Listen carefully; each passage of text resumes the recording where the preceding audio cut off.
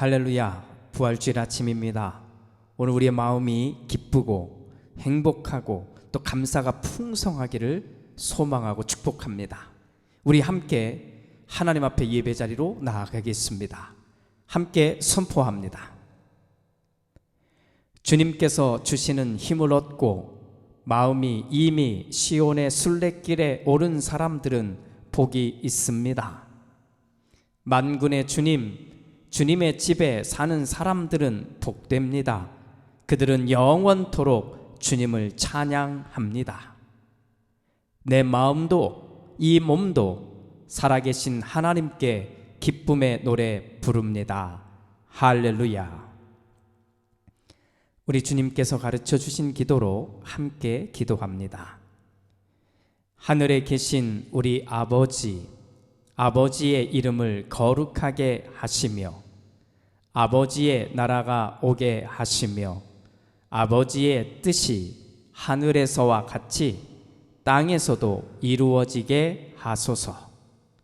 오늘 우리에게 일용할 양식을 주시고 우리가 우리에게 잘못한 사람을 용서하여 준 것 같이 우리 죄를 용서하여 주시고 우리를 시험에 빠지지 않게 하시고 악에서 구하소서. 나라와 권능과 영광이 영원히 아버지의 것입니다. 아멘. 부활의 주님을 찬양합시다.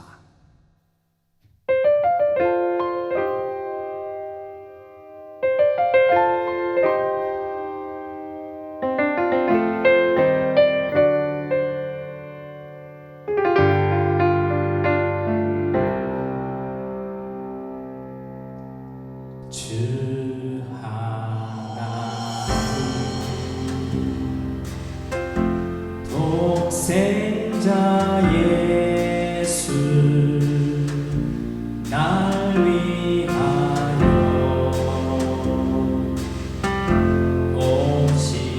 오시었네. 내 모든 죄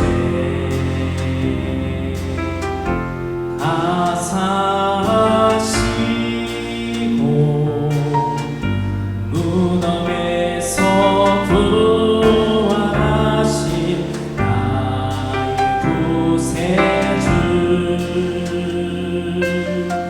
살아계신 주 나의 참된 소망 걱정 근심 전혀 없네. 사랑의 주네 갈 길은 너라니 내 모든 삶의 기쁨 늘 충만하네.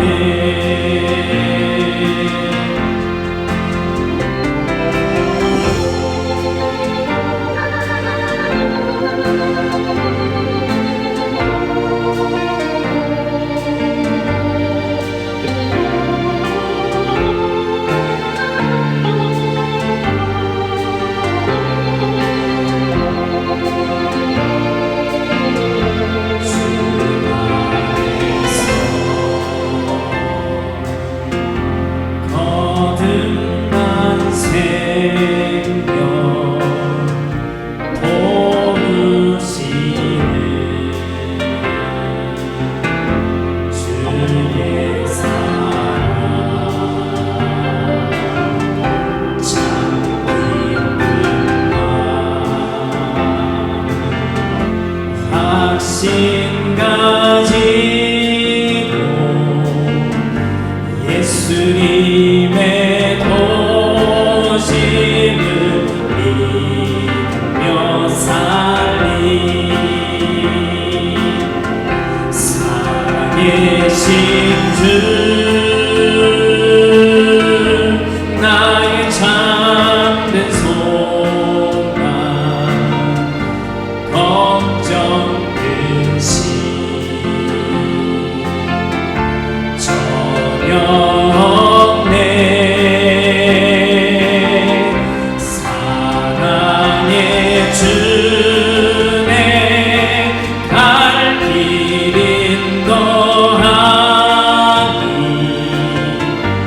내 모든 삶의 기쁨 늘 충만하네.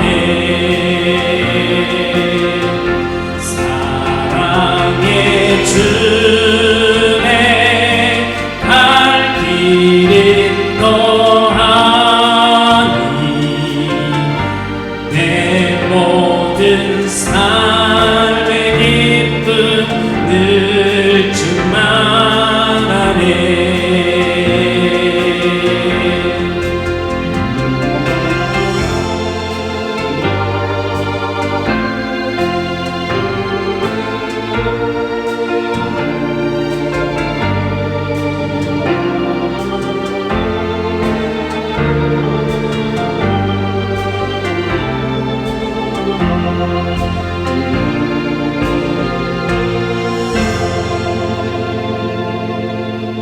우리의 삶의 기쁨이 충만하게 원합니다.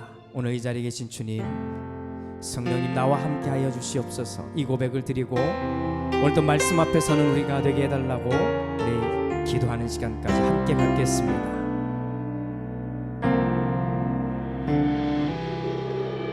오늘 이곳에 계신 성령님, 우리에게 말씀하시고 우리를 가르치소서.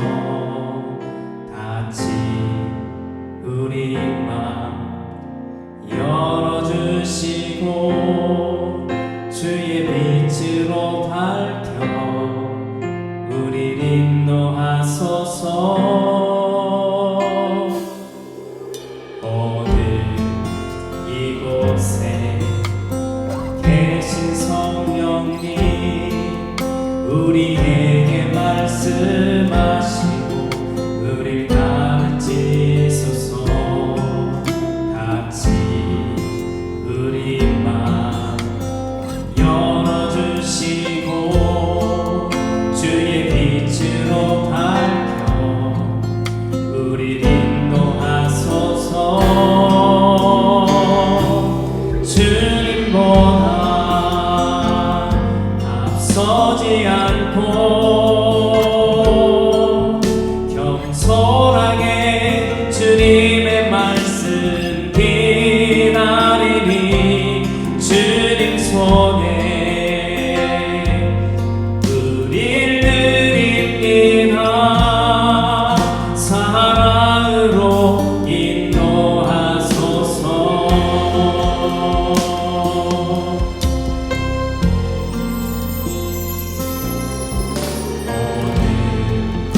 이곳에 계신 성령님, 우리에게 말씀하시고 우리를 가르치소서.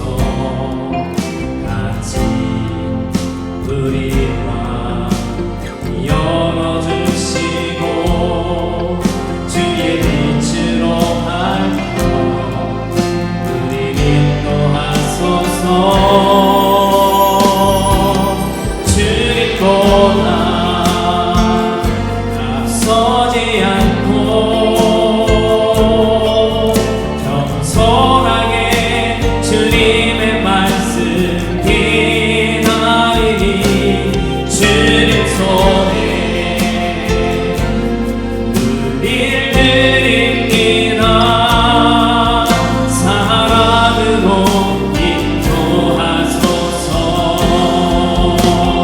오늘도 주의 말씀이 우리 앞에 놓여지기를 원하는 마음으로 이 시간 함께 간절히 기도하겠습니다. 주님, 오늘 나에게 말씀하시고 그 말씀을 듣고 나에게 생명 있는 삶을 살게 하여 주시옵소서. 우리 함께 기도의 자리로 나아가겠습니다. 함께 기도합니다. 주님 감사합니다.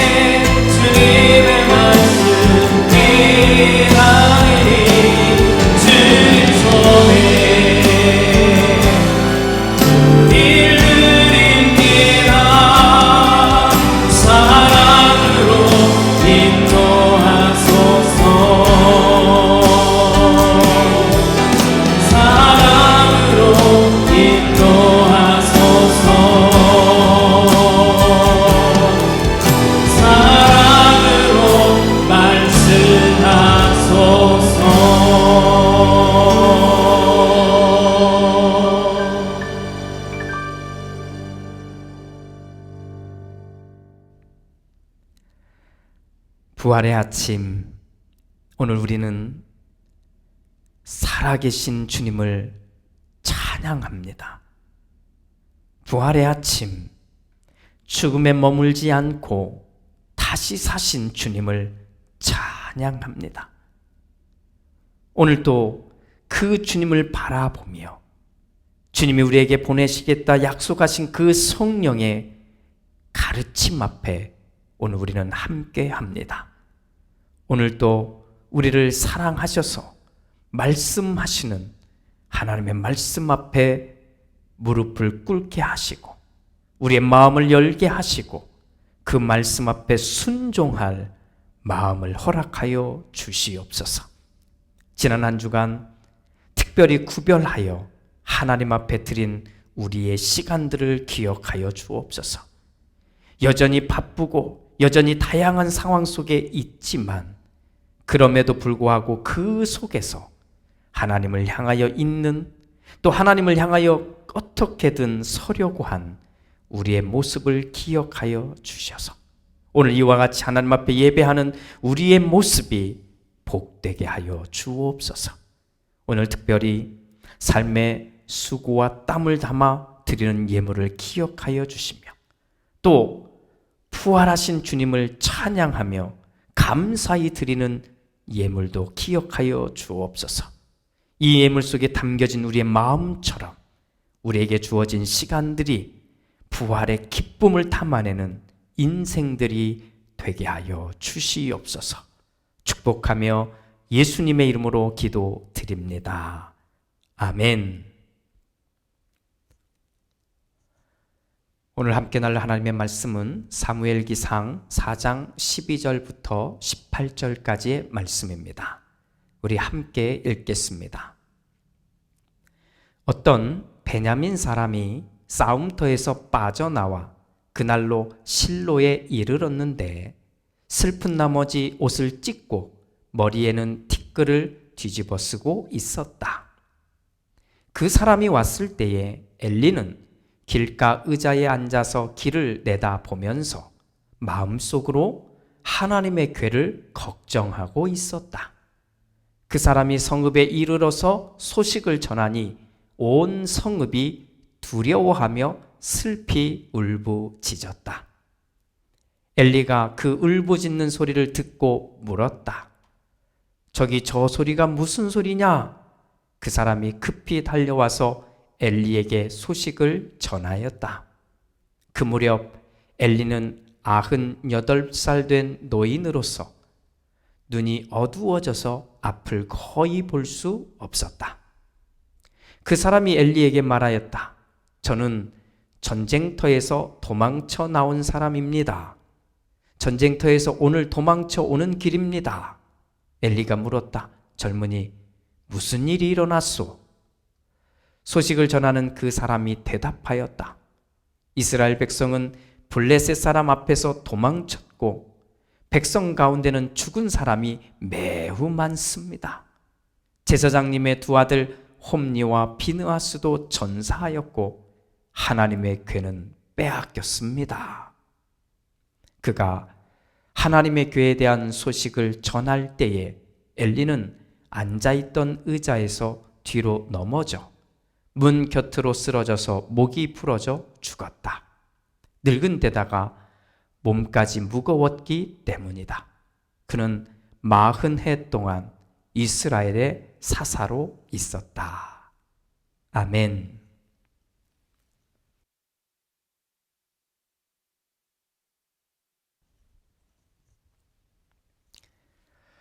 부활주일 아침입니다.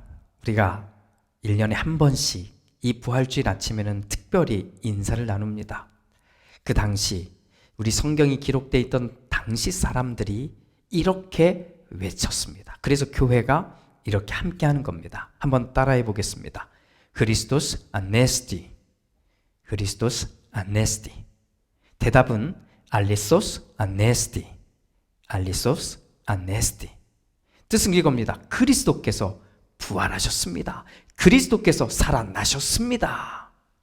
정말 부활하셨습니다 라고 주고받는 겁니다. 저와 함께 한번 해볼까요? 제가 그리스도스 아네스티 하면 여러분은 알리소스 아네스티 하면 됩니다. 해보겠습니다. 크리스토스 아네스티. 알리스토스 아네스티. 네. 우리는 지난 한 주간 고난 주간을 보내면서 매일 하루에 하나의 고백들을 드렸습니다. 첫째 날 우리의 고백은 나는 하나님이 나를 지으셨음을 믿습니다 라고 고백했습니다. 둘째 날 우리는 나는 예수가 나의 그리스도이심을 믿습니다 라고 고백했습니다. 셋째 날 우리는 나는 성령이 나와 동행하심을 믿습니다 라고 고백했습니다. 넷째 날 나는 내가 거룩한 교회임을 믿습니다 라고 고백했습니다. 마지막 다섯째 날 나는 하나님의 나라가 오고 있음을 믿습니다 이렇게 고백했습니다. 우리가 무엇을 믿고 살아야 하는가라고 하는 이 질문 앞에서 우리는 이 5개의 고백을 기준으로 삼아 나의 고백입니다. 나의 고백입니다. 나의 고백들을 세워가고 또 세워가기를 바랍니다. 혹시 도움이 필요하시면 언제든 요청하십시오. 우리의 고백이 어떠해야 될지 우리 함께 노력하며 그 믿음의 고백들을 세워가는 우리 모두가 되기를 소망합니다. 할렐루야. 이것은 어디에 나오는 글일까요? 한번 생각해 보십시오. 나는 모든 근심에서 벗어나 여기에 안식하노라. 내가 기다리던 일이 일어났고 그리스도께서 오시면 나는 영원히 부활할 것이다. 또 하나의 글입니다. 하나님, 저는 당신을 이곳에서 섬긴 것을 후회하지 않습니다. 오히려 당신의 이름에 감사드립니다. 33년 6개월을 살고 주님께 영혼을 드립니다. 초대교회가 외부로부터 극심한 핍박을 받고 있었을 때 교회 공동체는 지하 세계로 숨어 들어갔습니다. 그 세계를 카타콤이라고 부릅니다. 이 카타콤 안에 있는 예수 믿는 사람들의 무덤에 세워진 비문들 가운데 하나입니다. 그러니까 참 느낌이 있죠. 이런 비문도 있다고 합니다. 지상의 삶은 짧았다. 자비나. 그녀는 8년 8개월 22일을 살았다. 지금은 영원한 하나님과 함께 살고 있다. 사람들은 말을 많이 해야 또는 글을 길게 써야 자세히 무엇인가를 설명할 수 있다고, 알려줄 수 있다고 생각하곤 합니다. 하지만 그렇지만은 않은 것 같습니다.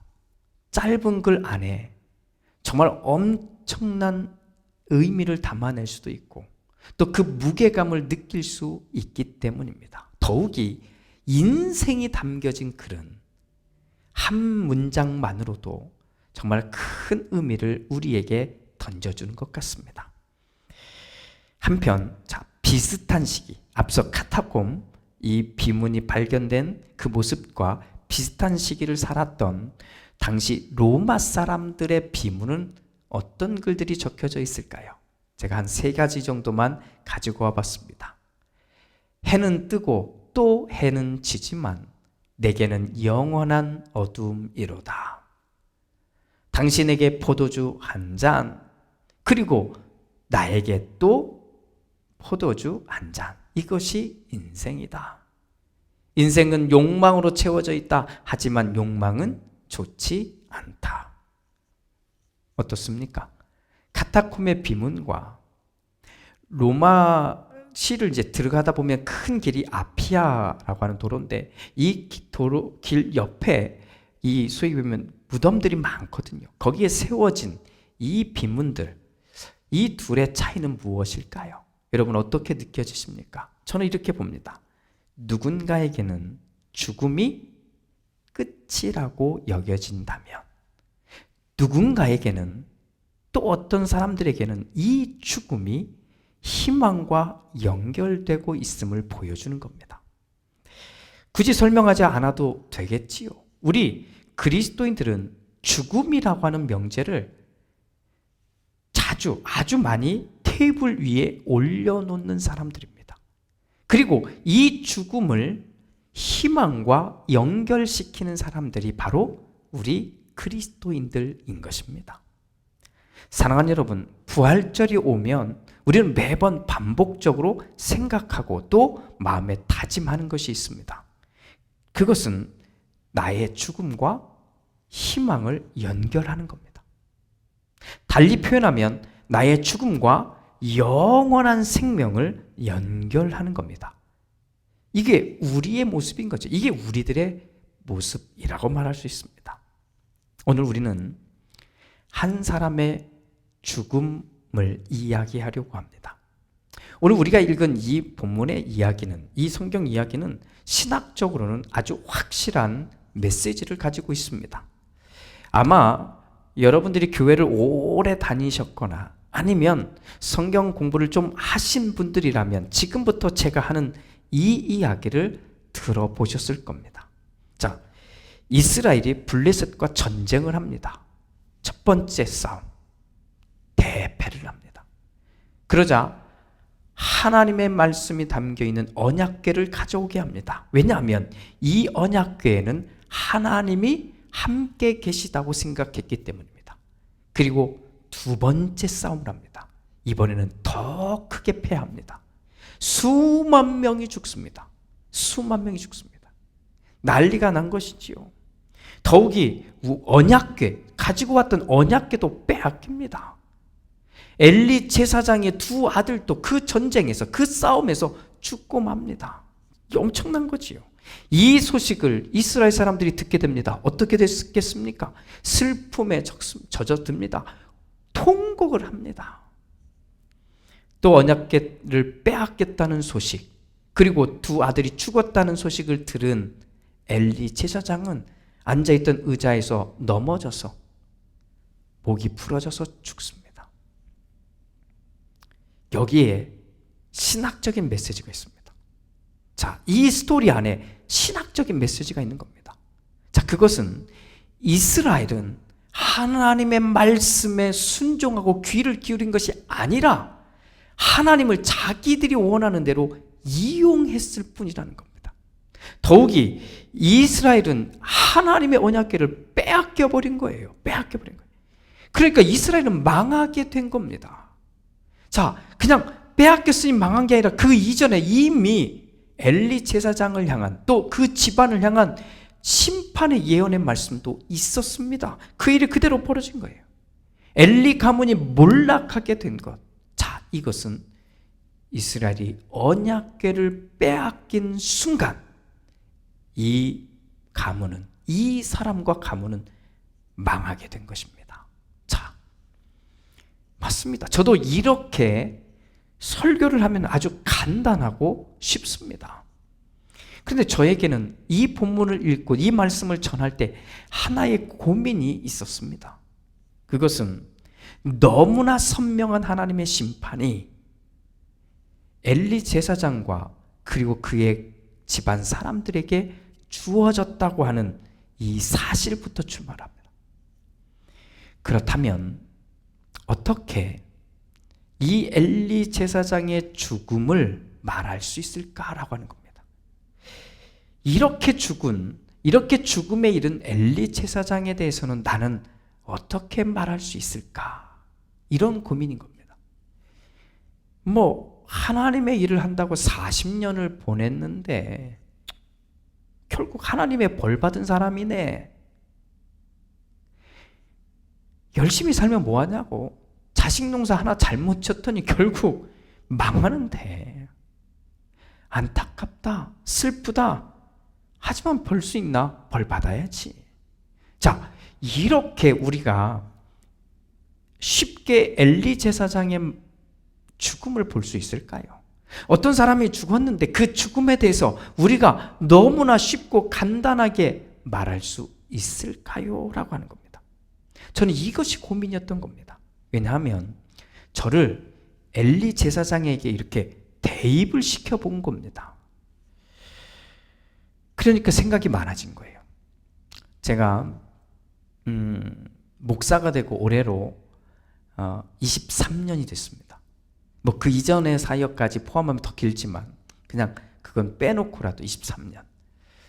교회 법상 제가 최대한으로 앞으로 일하면 17년 더 할 수 있습니다. 합치면 40년입니다. 자, 40년 다 채웠다고 한번 보자고요. 자, 나의 마지막은 어떠할까를 생각해 봅니다. 나의 마지막은. 분명 지금도 열심히 하나님의 말씀을 어떻게든 그대로 전달하려고 애쓰듯이 그때도 끝까지 그렇게 할 겁니다. 저는 아마도 그렇게 주어진 시간 끝까지 그렇게 하려고 애쓸 것이라고 지금 생각하고 있습니다. 그런데 40년이 지난 어느 날 나의 모든 일을 마무리했을 때 또 나의 인생의 마지막을 만났을 때 나는 사람들에게 어떻게 기억될 것인가? 또는 나의 비문에 어떤 글을 남겨놓게 될 것인가 고민하게 된 겁니다. 그냥 막 이야기하는 거 듣고 싶지 않잖아요. 사람들이 한 문장으로 나를 어떻게 탁 표현하는 걸 듣고 싶지 않거든요. 그러나 어쨌든 고민이 된 거예요. 그랬더니 엘리 제사장의 이야기, 그의 죽음을 함부로 내뱉을 수가 없었던 겁니다. 저는 오늘 이 이야기를 읽으면서 제 가슴을 두드린 두 개의 문장이 있습니다. 그 첫 번째 문장은 13절입니다. 그 사람이 왔을 때, 여기서 말하는 그 사람은 전쟁터에서 도망쳐 온 사람입니다. 그 사람이 왔을 때에 엘리는 길가 의자에 앉아서 길을 내다보면서 마음속으로 하나님의 궤를 걱정하고 있었다. 다시 보면 마음속으로 하나님의 궤를 걱정하고 있었다 하는 부분입니다. 또 하나의 장면은 18절입니다. 그가, 여기서도 그는 전쟁터에서 도망 나온 사람입니다. 그가 하나님의 궤에 대한 소식을 전할 때에 엘리는 앉아있던 의자에서 뒤로 넘어져 문 곁에 쓰러져서 목이 부러져 죽었다. 사실 엘리 제사장은 나이가 많이 된 겁니다. 몸이 또 무거워서 어쩔 수 없는 상황입니다. 눈도 잘 보이지 않는다고 말씀합니다. 그러니까 소리에 집중할 수밖에 없는 거지요. 더욱이 아주 중요한 것은 하나님이 이 엘리 제사장과 그 집안을 심판하시겠다고 하는 것을 알고 있는 상태입니다. 그럼에도 불구하고 오늘 이 이야기에서 제가 눈을 뗄 수 없는 부분은 엘리가 끝까지 하나님의 언약궤에 집중하고 있다는 겁니다. 소중하게 여기고 있다는 거예요. 자신의 온통 관심사는 주변의 많은 일들, 심지어는 자기 자식들이 죽었다고 하는 이야기까지 들었음에도 불구하고 제가 보는 거는 그는 끝까지 모든 관심사가 하나님의 언약궤에 있었다고 하는 것입니다. 그래서 만약 제가 엘리 제사장의 무덤 앞에 비문을 세우는 사람, 비문에 글을 쓰는 사람이라면 저는 이렇게 써주고 싶습니다. 40년 동안 하나님의 말씀을 전달하였고 또 하나님과 사람들 사이에서 주어진 역할을 열심히 한 사람 엘리는 끝까지 하나님의 언약궤를 붙들었다라고 말입니다. 오늘은 부활주일 아침입니다. 부활주일의 의미가 있는 것은 죽음이라고 하는 강을 지나왔기 때문입니다. 부활이 확 믿어지십니까? 부활이 그냥 확 믿어지는 분들에게는 굳이 다른 걸 설명할 필요가 없습니다. 부활이 믿어지는 대로 그 믿음대로 사시면 됩니다. 부활을 믿는 사람답게 사시면 됩니다. 할렐루야. 다른 거 생각하지 마십시오. 그런데 부활만 빼고 다른 것들은 다 믿어지는데 부활만 믿어지지 않는 사람들도 우리 주변에 많습니다. 왜냐하면 인간 역사 속에 이런 일이 일어나지 않았거든요. 또 지금도 확인할 방법이 없어요. 상상도 할 수 없는 일이기 때문입니다. 저는 오늘 이 이야기를 통해서 그런 분들에게 메시지를 하나 나눕니다. 우리는 꼭 죽음을 맞이하게 될 것입니다.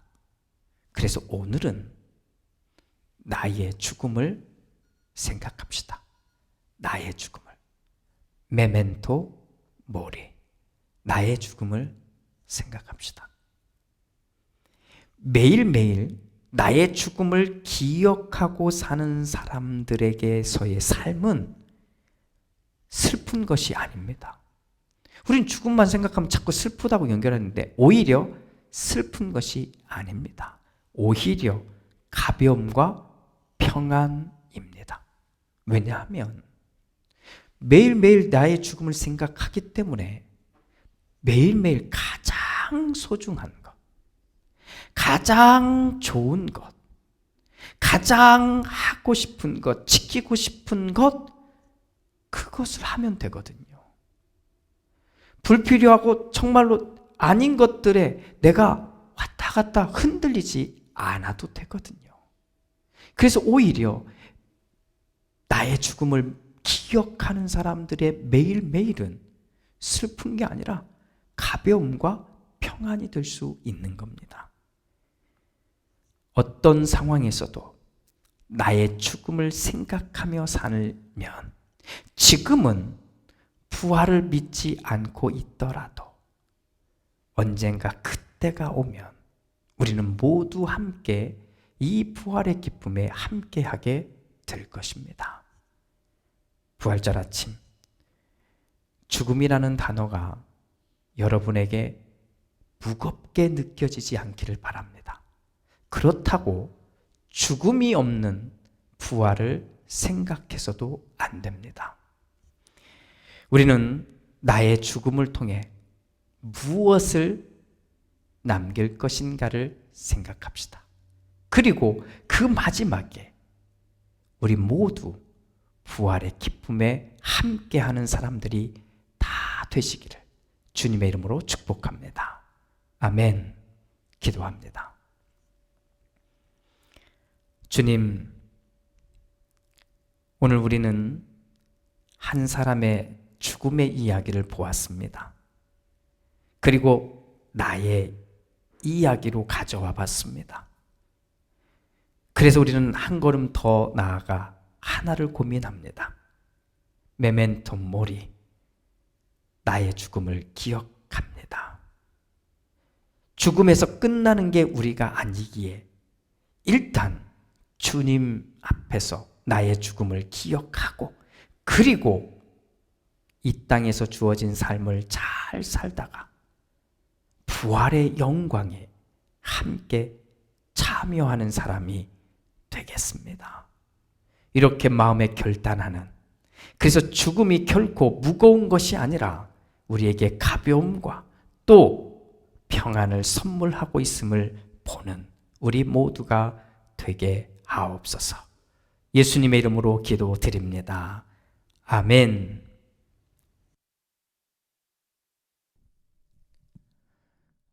오늘 말씀을 생각하며 내 영혼이 하나님 앞에서 평화를 누리기 원합니다. 이 귀한 고백, 우리 삶을 향해서 또 나의 인생을 향해서 또 나와 함께하는 사람들 향해서 선포하고 말씀대로 우리 순종하며 살겠다고 하는 결단의 기도를 올려드리겠습니다. 함께 찬양하고 기도합니다.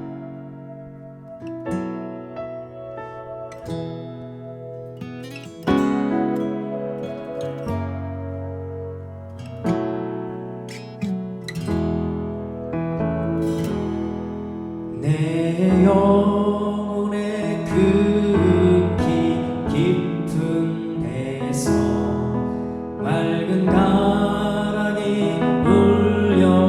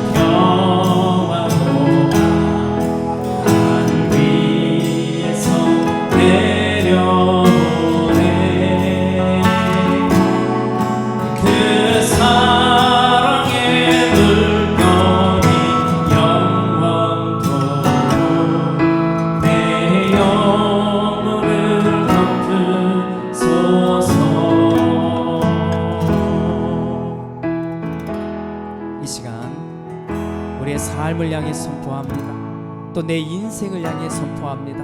매일 나는 나의 죽음을 기억합니다.